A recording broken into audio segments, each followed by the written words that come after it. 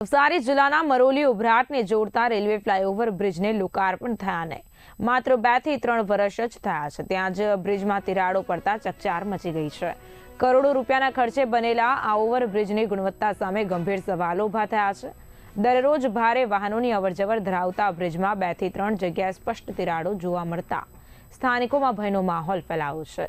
જાહેર સલામતીના દ્રષ્ટિકોણે આ સ્થિતિ અત્યંત ગંભીર માનવામાં આવી રહી છે।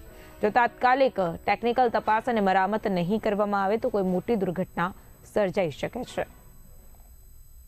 વેસમાંથી ઉમરાટને જોડતો આ રેલવે ફ્લાય ઓવરબ્રિજ ને લોકાર્પણ થઈને માત્ર 2 થી 3 વર્ષ થયા છે અને તેમાં 2 થી 3 જગ્યાએ મોટી તિરાડો જોવા દેખાઈ રહી છે।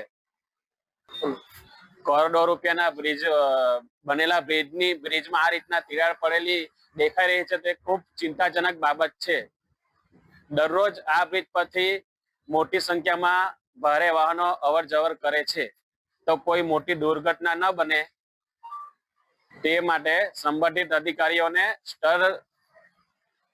તપાસ કરવી જરૂરી છે।